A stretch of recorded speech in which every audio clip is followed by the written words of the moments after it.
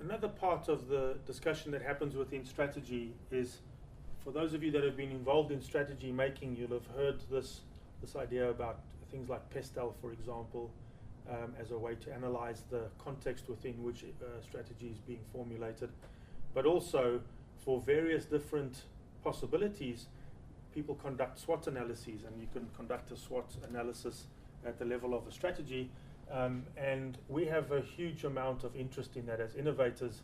The notion of a SWOT analysis is quite interesting. So I came across this notion where it was written up in something that was called the Little Black Book of Innovation, which was authored by Scott Anthony, who worked quite closely with Clayton Christensen.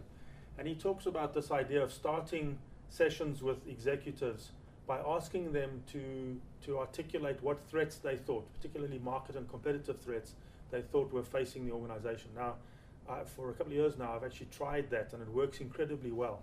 So just to relate it to strategy, the notion is that we do a SWOT analysis, as we would normally do, as part of our strategy making.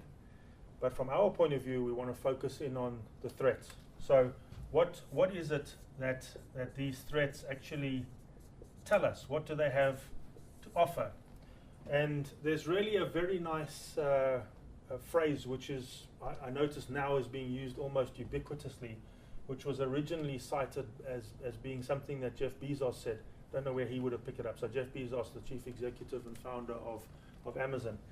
And he talked about the value in these threats, but in particular he said the thing about threats in the organization is that if we don't deal with them, somebody else will, and that is a very, very important thing to keep in mind. And from our point of view, threats actually are the kind of the inputs, they're the raw materials of potential innovation outcomes.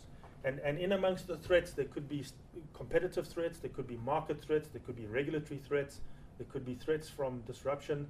And those disruptions could be to do with technology, could be to do with digitization, could be to do with business models.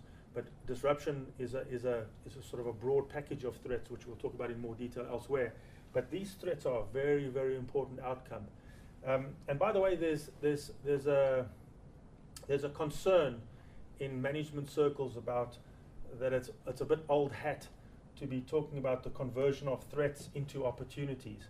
And I'm afraid I don't subscribe to that at all. I think it's still an absolutely valid approach to take, to be looking at these threats as a source of ideas and as a source of things to work on from an innovation perspective.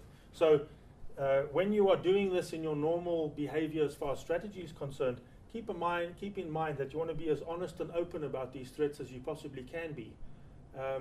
Not so that we alert the market to infirmities in our organization or our approach to running our business, but more from the point of view of the fact that if handled sensitively, we can identify these threats in such a way that they create an inventory of opportunities for us into the future.